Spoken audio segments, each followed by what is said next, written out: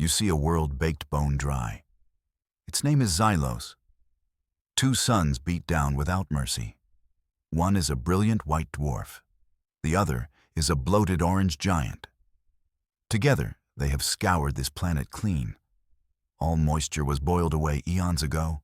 Your ship hangs in the high orbit. Screens show a world of endless rust and ochre. There are no oceans gleaming blue. There are no clouds swirling white. Just dust. A fine crimson powder that covers everything. This is a planet dying of thirst. The people here are called the Xylon. They are tall and gaunt. Their skin is like cracked earth. They have lived their entire history without rain. They drink recycled vapor and chemical distillates. The very idea of water falling from the sky is a myth. It is a fairy tale for their young. You watch the heat shimmer over the deserts. You see the sprawling capital, Oak City. It looks like a collection of baked clay shards. This is your destination. You are a smuggler, and you carry a cargo more precious than any star metal, more valuable than any gravity diamond. You leave the cockpit's harsh glare. The ship's corridor is cool and quiet. Your footsteps echo down the metal gangway. You pass the empty weapon lockers and the crew bunks. This is a one-person operation.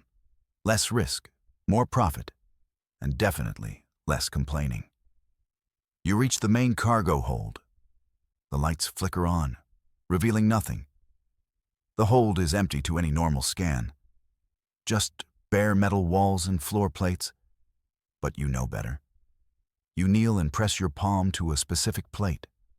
A low hum vibrates through the deck. A section of the floor retracts. It sinks away into the ship's belly. A soft blue light spills out. It illuminates your face. Down below, you see them.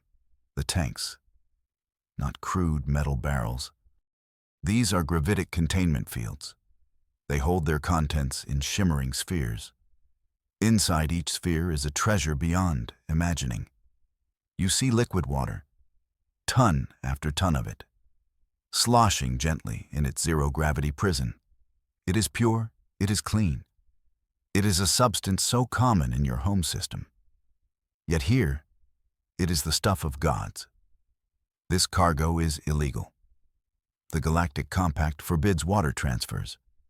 They call it Planetary Contamination Protocol. You call it a death sentence. The descent is rough. Your ship groans under the atmospheric stress. The twin suns try to cook you in your cockpit. The navigation computer screams about dust storms. You ignore it. You have flown through worse. Probably.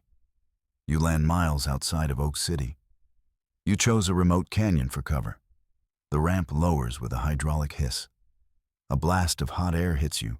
It feels like a furnace door opening. The air tastes of grit and ancient stone. Welcome to Xylos. The journey to the city must be on foot. Your ship would be too easily detected otherwise. You seal the vessel and begin your trek. The crimson waste stretches out before you. Red sand dunes rise like sleeping giants. The wind howls a lonely song. It kicks up dust that stings your eyes. Every step is a battle. The ground is unstable. Sometimes it feels like solid rock. Then it crumbles into deep, soft powder. The twin suns cast strange, overlapping shadows. They make the landscape confusing. Distances become impossible to judge. You feel as if the desert itself is watching you. It is testing you. It wants you to turn back. You finally see the city's walls. They rise from the dust like bones. The architecture is sharp and angular. Buildings are clustered together to create shade. No open plazas or grand boulevards here. Every design choice is about survival. You pull your cloak tighter. You blend in with the few Xylon traveling the road. Their faces are hidden behind dust scarves. They move with a slow, water-conserving grace. No one makes eye contact. Paranoia is a survival trait on a world like this. You enter Oak City through a narrow gate. The air inside is thick with the smell of spice and hot metal. The streets are tight canyons. Buildings lean against each other. The twin suns are reduced to thin slivers of light far above. It's a city built in the cracks, but you feel it almost immediately. The whispers. You hear your description passed in hushed tones. The off-worlder, the one who smells of strange air. Then you hear the other word, the impossible word, waterbringer. Your cover is already thinner than you thought. Someone was expecting you, or someone is setting a trap. You find a small alcove in a forgotten market. The shadows here are deep and cool. It is a good place to wait, a place to see without being seen. You don't have to wait long. An ancient Xylon approaches. His robes are finer than the others. His steps are slow but deliberate. He stops before you. His face is a roadmap of droughts and hardship. "You are the one," he says. His voice is a dry rustle, like sand skittering across stone. The one who defies the embargo. It is not a question. It is a statement of desperate hope. "I am a simple trader," you reply. The lie feels weak even to you. The elder ignores it. "I am Fjord," he introduces himself. "Elder Fjord of the First Clan." He leans closer. His eyes burn with an intensity that surprises you. They are the only moist thing you've seen on this world. "We have heard the legends of humans who can command the sky, who can make water appear from nothing." He reaches into his robes. He pulls out a heavy pouch. The clink is unmistakable. Star science gems, forgotten riches from a time before the dust. "Name your price," Elder Fjord whispers. "Just let us see it. Let us taste true rain." Far above the city, a sentinel floats. It is a patrol craft of the Galactic Wardens. Inside, one man watches the world below.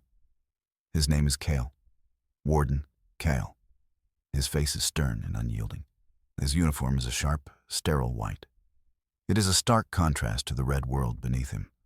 Warden Kale does not believe in mercy. He believes in the law. And the law is clear. The Xylon are a Tier 3 species. Their world is under a strict development embargo. Interfering with their natural progression is forbidden. Transferring resources, especially water, is the highest crime. He calls it protecting them from themselves. His screens flicker with data streams. He monitors all comings and goings from Xylos. He sees the heat signature of your ship in the canyon. It is faint. It is well hidden. But it is there. A ghost on his sensors that should not exist. A violation of his perfect, orderly system. He zooms in on the city streets. His surveillance drones are nearly invisible. They drift like motes of dust in the wind. He watches your meeting with Elder Fjord. He cannot hear your words, but he sees the transaction. He sees the desperation, and he sees you, the anomaly, the smuggler, the criminal he was born to hunt. His jaw tightens. He will let this play out, for now. "Not here," you tell Elder Fjord. "Too many eyes, too many ears. The market is no place to deal in miracles." The old Xylon understands. He nods his head slowly. He leads you away from the dwindling crowds. You follow him into the city's underbelly. You descend a series of winding stone stairs. The air grows cooler. The scent of dust is replaced by something else. A stale, dry odor. The smell of absolute emptiness. You are in the old city cisterns. Great, cavernous chambers carved from the bedrock. They were built for a water that never came. The darkness is total. Elder Fjord ignites a pale glow rod. Its light reveals the sheer scale of the place. The cistern is vast enough to hold a lake, but it is just a hollow tomb, a monument to a forgotten hope. Other figures emerge from the shadows, the other clan elders. Their faces are masks of cautious expectation. "Show us," one of them rasps. You shake your head. The payment first. And your word. This is for your people, not for your private reserves. Elder Fior looks at the others. A silent conversation passes between them. Then he turns back to you. You have our word, he says. The fate of our people is in your hands. In the deep dark, a pact is made. You lead the small group of elders out of the city. The journey back to your ship is tense.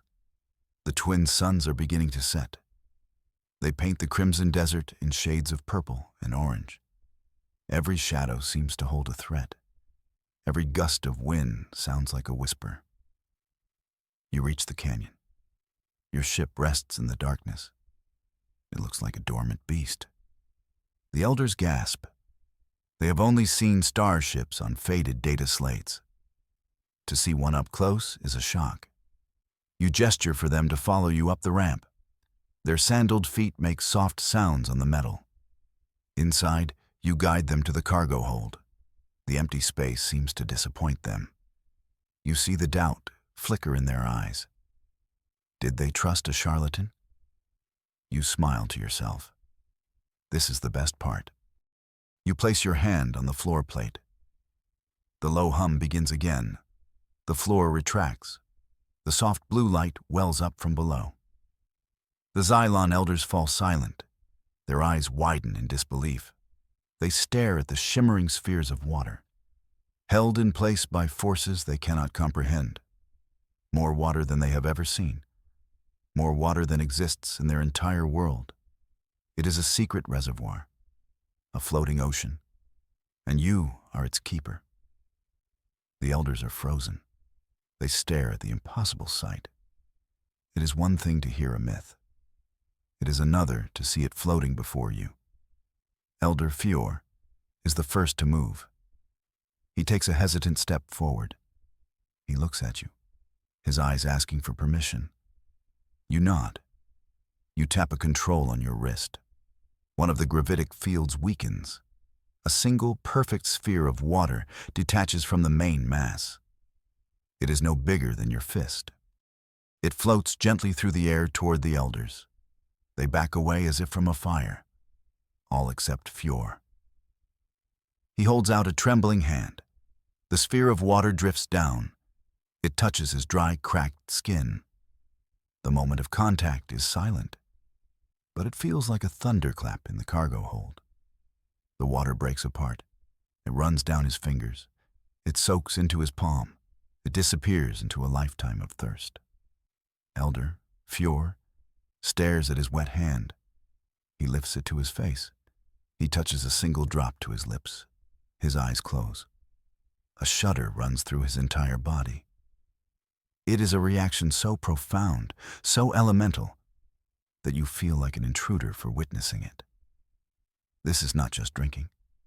This is a soul remembering something it never knew it had lost. A miracle in a single drop. Your comm unit crackles to life. Transfer beginning. Your ship's AI reports calmly. A thick hose extends from the ship's underbelly. It snakes toward the large, empty canisters the Xylon brought. The water begins to flow. A low gurgling sound fills the canyon. It is the sound of a world changing. That is when the lights hit. Dozens of them. Bright, white searchlights that banish the shadows. They stab down from the canyon rim. You and the elders are caught in their glare, pinned like insects. You look up. Silhouetted against the dying suns are figures. Soldiers in stark white armor. Wardens, enforcers. A voice booms through a loudspeaker. It is cold and devoid of emotion. Cease your illegal activity immediately.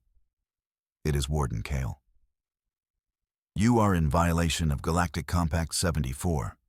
Surrender your vessel and your cargo. The trap was not in the city. The trap was here. He waited for you to show your hand. The Xylon elders cry out in despair. Some fall to their knees. The dream was so close. The enforcers begin to rappel down the canyon walls. Their movements are precise and efficient. They carry pulse rifles. They form a perimeter around your ship. The gurgling of the water is drowned out by the snap and hiss of their weapons systems powering on. The trap is sprung. The two suns now sit on the horizon, one rising, one setting. A strange twilight bathes the canyon. It casts long, dramatic shadows. You stand on the ramp of your ship. In front of you are the enforcers, a perfect semicircle of white armor and dark visors. Their rifles are all aimed at you. Behind you are the elders. They are huddled by the flowing water hose. Their faces are a mixture of terror and defiance. They have tasted hope. They will not give it up easily. You are the line between them, the smuggler standing between a thirsty people and the law. Warden Kael descends on a personal grav lift. He lands softly on the canyon floor. He walks toward you with a confident stride. He stops a dozen paces away. He removes his helmet. His face is sharp, angular, and utterly convinced of his own righteousness. "This ends now, smuggler," he says. His voice is calm. "You are disrupting the natural order," Kael continues. "This species must find its own path. Your interference condemns them." You look at him, then you look back at Elderfjord. You see the desperation in the old Xylon's eyes. You see the life that a single drop of water brought back to his face. Natural order. This felt more natural than anything the warden could preach. "Natural order," you say. Your voice carries in the quiet canyon. "Look at this world, Warden. It is not natural. It is a prison, a slow execution chamber built by uncaring stars." You take a step forward. Several pulse rifles track your movement. You ignore them. Your compact speaks of non-interference. You point a finger at him, but you are not a passive observer. Your embargo is an action. It is a judgment. You have sentenced an entire people to die of thirst, all for a principle that has never been tested. You turn your head to look at the Xylon, then back to Kael. You speak of their path. What if this is their path? What if they were meant to look to the stars for help? What if we were meant to answer? The air is thick with tension. You can feel the weight of every decision, the weight of history. There is a law higher than your compact, you declare. It is the right to live. The right to not watch your children wither to dust. You are not protecting them. You are hoarding the single thing they need to survive. And you call me the criminal. A murmur ripples through the gathered Xylon elders. You have given their fear a voice. Your words hang in the air.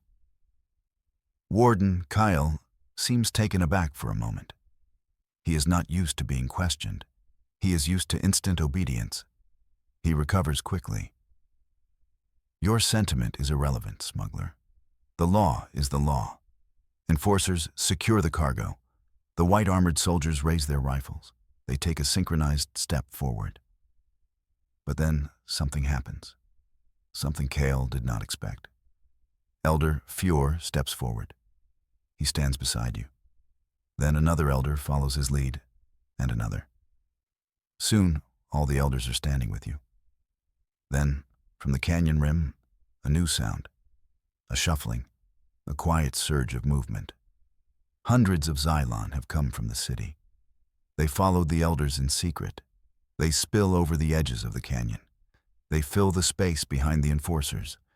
They are not armed. They carry only empty water vessels and desperate hope. They do not shout. They do not attack. They simply stand there. A silent, dusty wall of people. They create a barrier with their own bodies. They stand between the warden and their water. The enforcers hesitate. Their orders are to stop a smuggler, not to fire on a crowd of unarmed civilians. A spark has been lit. Warden Kael sees the situation slipping away. His control is fracturing. This is your last chance, he yells at you. Shut it down. Now. His voice holds a hint of desperation. He is a man watching his perfect, orderly world crumble into chaos. You just smile at him. You look at the Xylon. Their faces are resolute. They are ready to die for this. You turn and walk back into your ship. Kyle probably thinks you are surrendering. He's about to learn a valuable lesson about assumptions, particularly assumptions involving smugglers who have nothing left to lose. You reach the cargo hold's main console. You see the shimmering spheres of water. A fortune. A king's ransom in any other system. You slam your fist down on a single, large, red button. The button that says, Emergency Cargo Purge.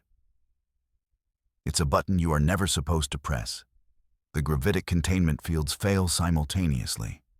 All of them. Ton after ton of liquid water is released from its prison.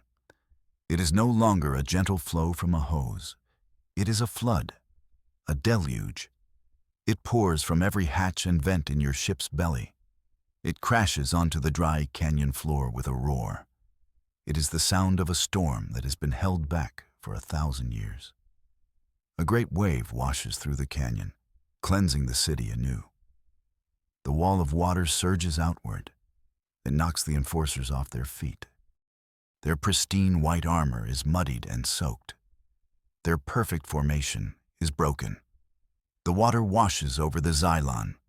They do not run. They stand their ground. They lift their faces to the flood. They open their mouths and drink. Warden Kale is swept away by the tide. His authority is gone, drowned in the very element he sought to control. The water pools in the canyon. It forms a temporary lake. For the first time in millennia, the twin suns reflect off a body of water on Xylos. Children splash in the shallows. Elders weep openly. Your ship is lighter now, much lighter. You walk to the cockpit. You power up the engines. The Xylon see your ship preparing to leave. They look up at you. Their faces are full of a reverence that makes you uncomfortable. You were just a smuggler doing a job that went spectacularly right or wrong, depending on your accountant. As your ship rises into the dusty sky, you know you cannot come back. But you also know you have changed this world forever. You did not just bring water, you brought a legend. You are no longer just a human. To the people of Xylos, you are something more. The Rainbringer, the one who stole a piece of the sky and gave it back to them. And that is a story they will tell for generations.